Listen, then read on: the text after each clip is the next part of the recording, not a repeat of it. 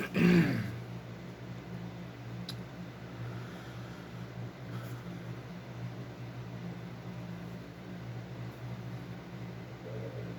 don't really know how to start off this video with. The reason why I'm making a video instead of making a whole big old uh, novel on Facebook is because I feel like this is what he would do too.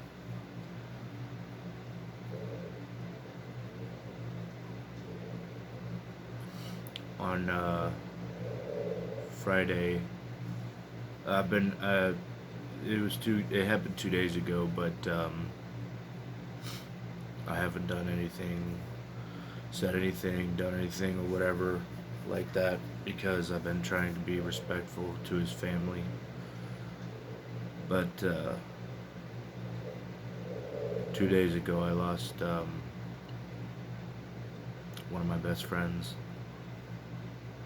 I'm not going to go into detail necessarily about how he passed or anything like that, but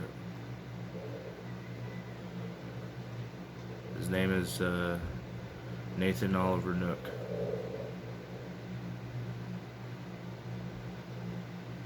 He was pretty young.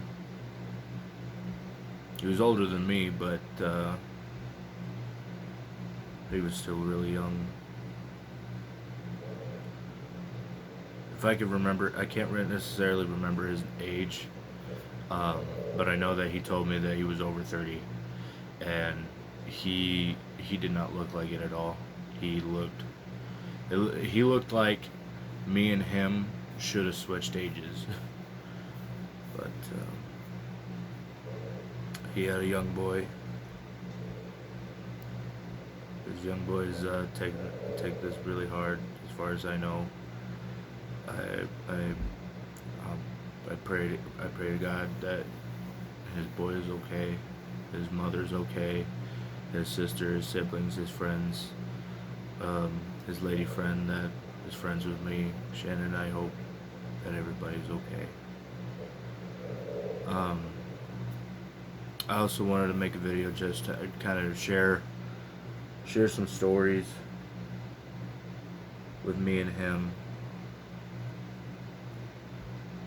We first met at a place in Spencer, Iowa called South Shore.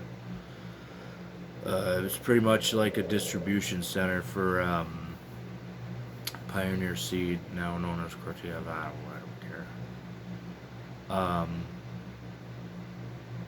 I was pretty well established, somewhat. I had been there for about a good handful of months before he came on, and when he came in, he just kind of looked like a really pissed off teenager, and I just kept on thinking to myself, so I better not mess with this guy, and then I'd turn around and go, "You better not mess with me." I remembered he was getting trained by one of our coworkers, and one of the pallets tipped over and fell. Like a full pallet of 54 bags of these big old bags of soybean just fell over, and he was just all like, the guy that was training him was like, "It's no problem," and I'm over here like, I'm like in the middle of you guys. I feel like I would have the same reaction as Nate did, and as the trainer did, and all that stuff. Because I was like, this looks like a pretty bad deal, but at the same time, it's like, you can't sweat it too much. There was even at one point in time, a little bit, about a month or two later, he started getting more comfortable with the people around him. And I was doing a pick, and we were getting ready to go for the day, and everybody was just hooting and hollering and hooting and hollering, say, "Hey, Bubba, get your butt in gear! Come on, we gotta go! We gotta go! We gotta go! We gotta go!" Nate was the only one that decided to hop up and actually do something. And at that moment, I kind of felt like, this could be like a Batman and Robin kind of deal. And I saw him as my Robin, great mainly because I didn't know how old he was, but I, f- I it definitely felt like a Batman Robin kind of team friendship. Um, but yeah, me and him were friends. Me and him were really good friends. We'd have our, we'd have like I think we only had like one argument, and that was where did Deadpool come from? Because I think it was around the same time that Deadpool 2 was coming out, and he's all like, "Yeah, I remember, uh, God, I'm trying to do a good impression of him. I guess he's not he's often imitated and never duplicated. That he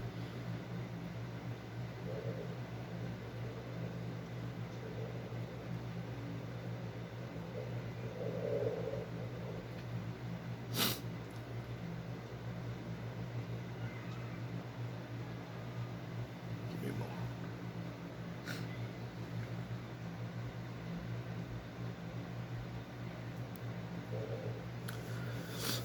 I'm trying to finish my the thing. But yeah, he was saying like how Deadpool was originally from DC, and I'm like, you're thinking somebody else, dude, because DC kind of has somebody like that, except his name is Deathstroke, and he's all up, and I was like, dude, I have the comics. My dad had the comics of Deadpool in DC, and I'm like, no, no, no. And then he went on to argue with me, saying like, Deadpool's not even a Marvel character. He's owned by Fox, and I'm like, Marvel's, oh, Disney owns them both now. So it was a silly spat, but it was a spat between two nerds who had a love and affiliation for Marvel, DC, Deadpool, Deathstroke, and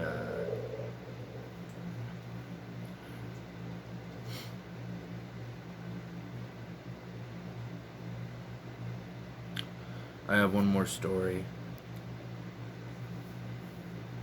and you'll have to forgive me if I become a mess at this point.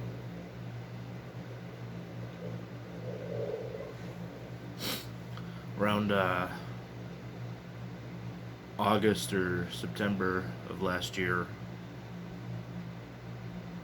Last year was really hard. If some of you may know of that, some of you may not have. I recently opened up about it.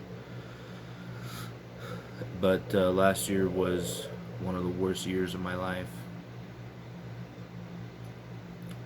We had lost our house in Peterson. We had we were facing with a whole bunch of different issues. My mom was getting sicker.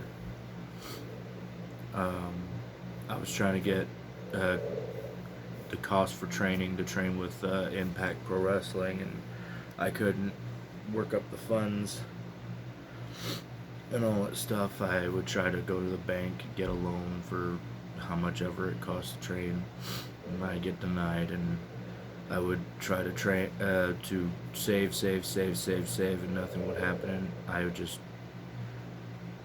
I had it firm in the back of my mind that my mom was gonna die before I was gonna be able to do anything in the ring. Um, so I became very suicidal.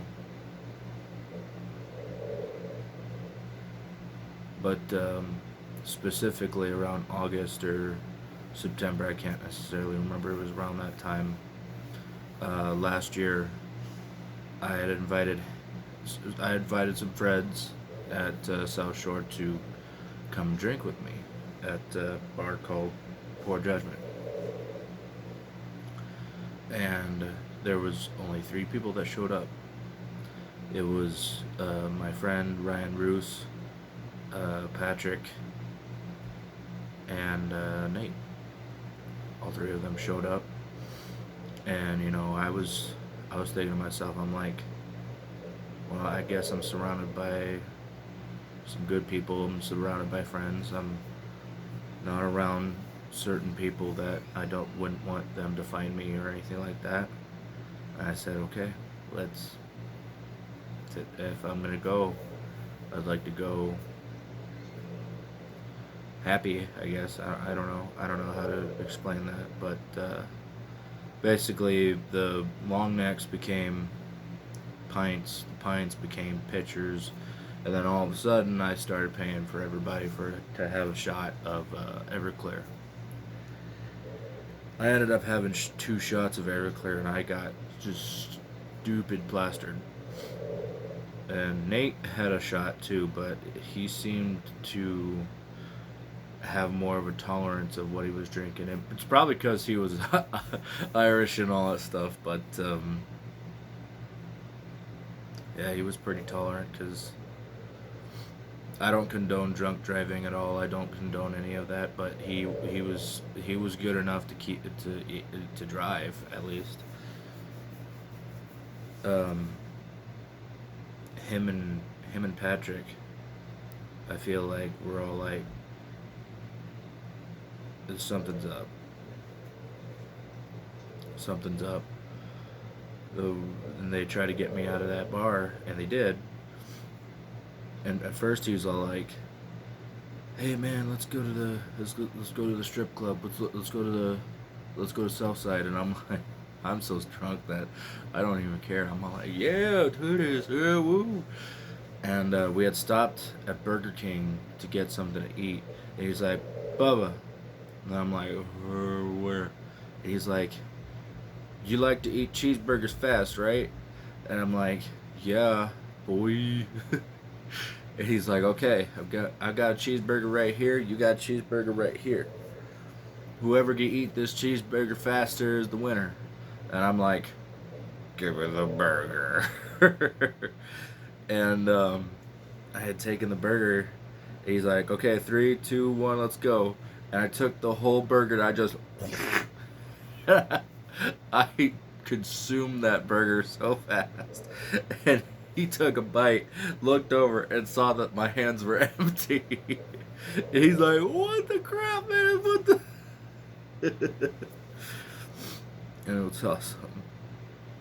And then we finally got to the south side, and I was a stumbling, bumbling mess and all that stuff. And so him and Nate and Patrick would try to carry me to the entrance. And I don't know what Patrick was doing at that time, but I had fallen over, and so Nate picked me up. He literally picked up my big ass, and he dragged me over there, and I think I even made the remark, so like, "Man, right, you're really strong." He's like, "Somebody's got to be."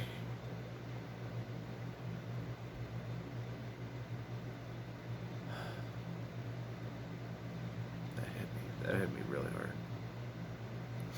But it was funny because he was holding on to me, and I had seen one of the ladies, and I was like, "You're really pretty," and then at that moment, I just all over the floor, and she went from, "Hey baby, how you doing? Want to have a good time?" to looking at Nate and going, he can't come in," and it was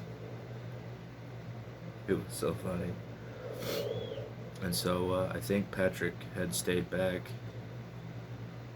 Uh, I feel like I think he did because I don't remember him helping me uh, into my mom's house. But I know that Nate had drove me there to my mom's house and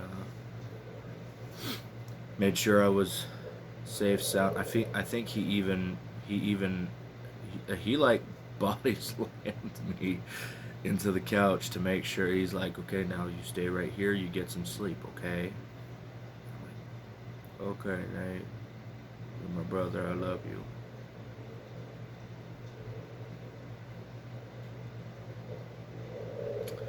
saved my life. I was ready to die that day, and he knew that something was up. He knew that something was up, and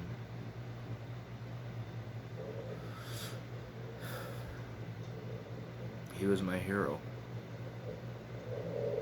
He was more than a friend, he was more than a brother, he was more than a acquaintance, he was more.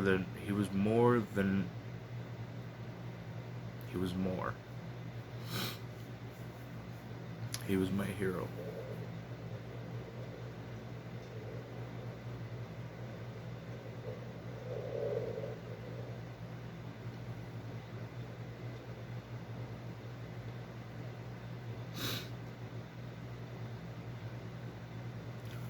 And now he's my guardian angel. He's a lot of people's guardian angel now.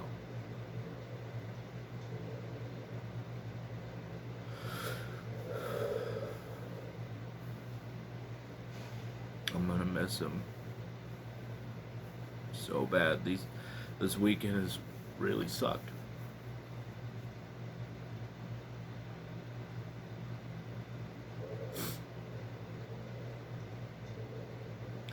I've been trying my hardest not to be like this, to try and get past the whole crying thing and being sad thing, because Nate wasn't that kind of guy. He was more of a like a guy that's like, if I ever die, I want people to, be happy. I want people to, eat, drink, be merry, kind of deal, the whole Irish thing.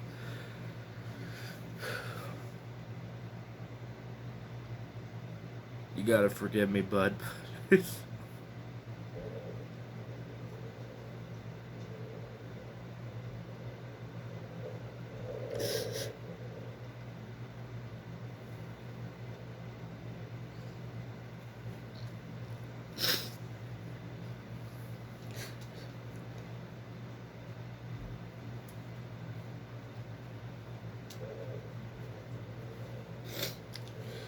It's human, but I'm sorry.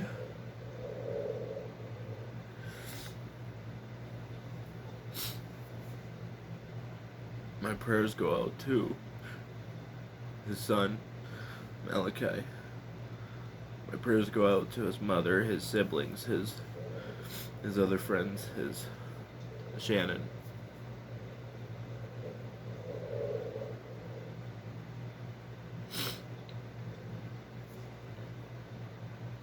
I'd like to try and help them. They've started a GoFundMe page to help with costs and just try to get over this hill. And no amount of money can bring back that amazing dude, but for the time being, it helps them. I'll be sharing that to if anybody wants to try and help too, donate or something like that.